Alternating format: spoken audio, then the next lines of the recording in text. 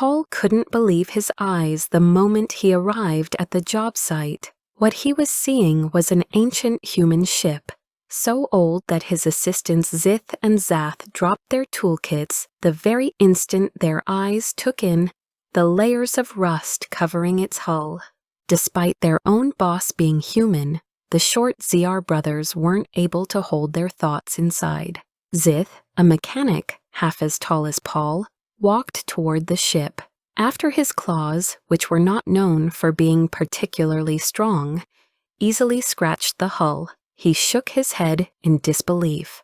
"I can't believe your species built something like this ship, boss," he said. "You should hide information about this thing or you'll risk ruining your reputation as the best finder in Lemire City." His brother Zath also walked toward the ship and kicked a spot in the hull that looked like a recent repair. A piece of the hull immediately fell off with a metallic clang.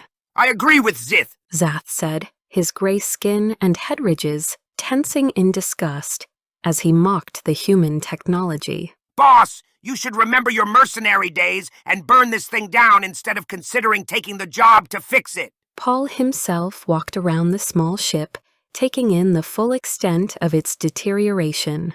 The hull was a patchwork of rust stains and hasty repairs, with entire sections that looked like they'd been welded on from completely different vessels. Paint had flaked off in massive chunks, revealing bare metal that had oxidized to a deep brown. Several access panels hung loose on bent hinges, and what appeared to be the original engine vents were now held together with crude metal strapping and some kind of industrial adhesive. He spotted the old serial number and the name Firefly Class etched into a barely legible plate near what used to be the main airlock. The name stirred something nostalgic in him, memories of old stories and legends from humanity's early spacefaring days. He approached his two assistants with a smile on his face and said nostalgically, "This ship won't damage humanity's reputation. If anything, it will improve it. A 1,000-year-old vessel like this is still traveling the stars and getting stranded on distant planets. That's one hell of a durability marketing, not a weakness."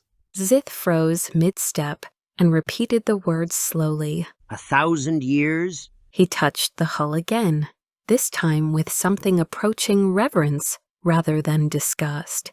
Zath looked around the landing area with new eyes and said, "This thing should be in a museum. Who would travel through space with a ship that old?" Paul was beginning to answer, "A collector of antiques, or..." when his words were cut off as the hatch suddenly opened with a grinding screech of ancient metal, and 3 young men emerged from inside the old ship.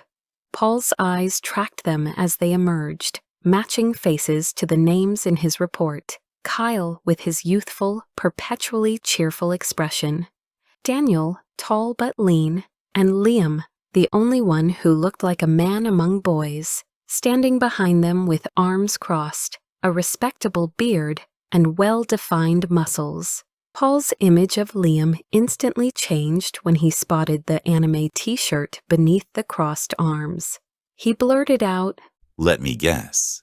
The 3 of you bought this ship to take off on a space adventure and pick up alien girls in the distant cosmos. And then you realized that space is harsh, alien girls are dangerous, and you got stranded on this public planet without money or a way back home. How much of that did I get right?" Their eyes widened at the mention of alien girls and lack of money, and Paul watched as the trio formed a tight circle, discussing something in hushed, private tones. After a boring minute where Paul glanced twice at his wristwatch with growing impatience, Kyle was finally the one who broke away from the huddle and asked, "How much would the repairs cost?" Daniel was the first to recover and protest. "And just to be clear, we were just 3 friends taking a gap year. There's nothing about picking up alien girls in our space exploration journey." Paul said a long, "Right." Then asked, "So how is it that Inera summoned me? And how did the poison lady from the Pavilion of Vials end up being the one who gave away my contact?" Kyle and Daniel exchanged a look, but Liam pushed them aside and joined the conversation. I'm the captain, and I've barely left the ship since the clunker failed us and stranded us on this planet. he said with authority. My friends mentioned you were a finder, whatever that is, and could fix our ship. Is that true? Zith stepped forward and said, You don't know what a finder is? The tech level here is all over the place. Without someone to track down the right technology, how do you think we'd ever fix anything on public planets? Zath nodded in agreement. That human is stupid. Finding replacement parts for anything when something breaks down takes the skill of an engineer and the audacity of a mercenary. That's why finders are so valuable. Paul pushed his assistants behind him and said, I'm wondering if you three can actually afford my services, considering you went through all that trouble to find me. As the trio's expressions soured, Paul simply looked at his assistants and said, Give me a quick assessment of what we're dealing with here.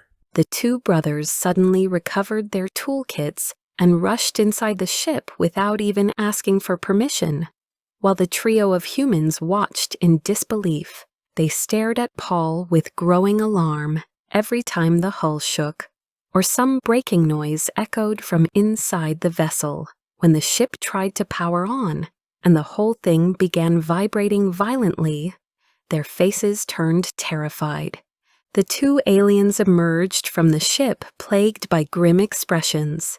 Zith shook his head and reported, The warp core is completely dead, boss. No power signature at all. Zath wiped grease from his claws and added, The main navigation computer is fried beyond repair, and the air recyclers look like they stopped working about a century ago. I'm amazed these humans are still breathing. The trio exchanged worried looks, and Kyle smiled gently and commented.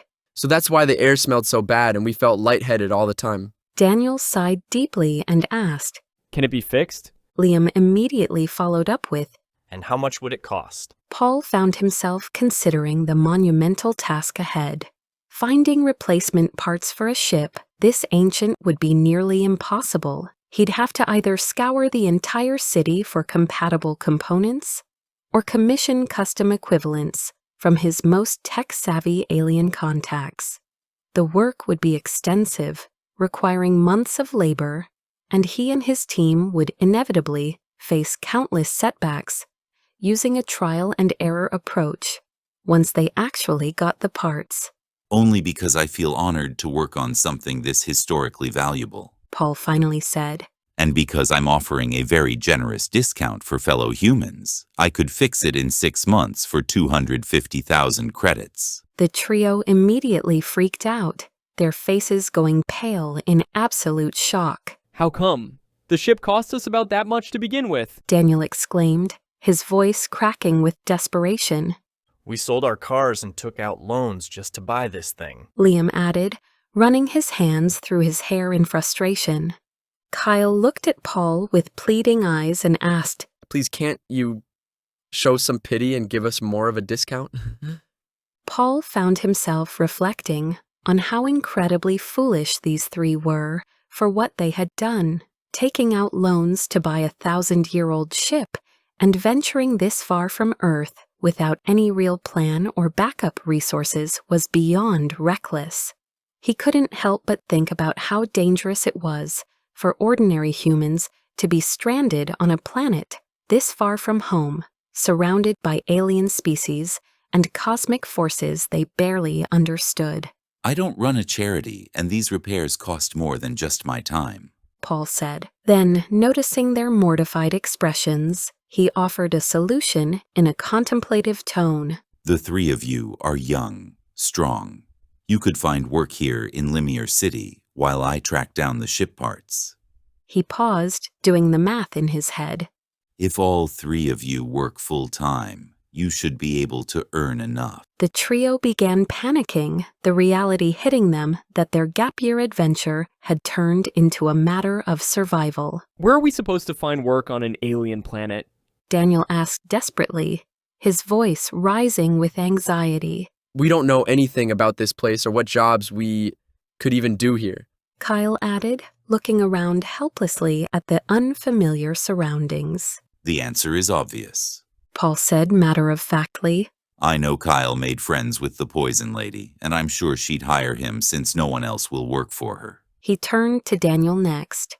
And you somehow got Inara's attention. You might have a chance of working for her if you beg hard enough. Finally, he stared at Liam and said, I know some aliens who want a captain to work deliveries around Lemire City, but I'm warning you, you should always return to sleep in the ship, or it's dangerous. The city might think it's abandoned trash and haul it away.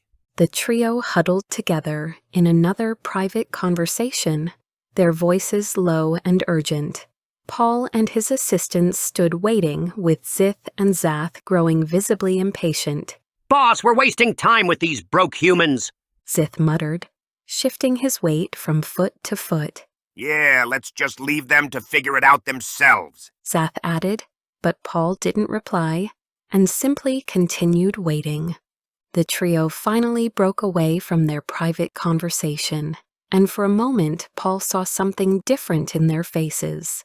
A steely, manly determination that replaced the look of scared boys he'd seen before. Kyle stepped forward as their spokesman, his voice steady and resolved. We agree. We'll work to pay for your services. Paul extended his hand for a handshake, and Kyle smiled warmly as he grasped it firmly.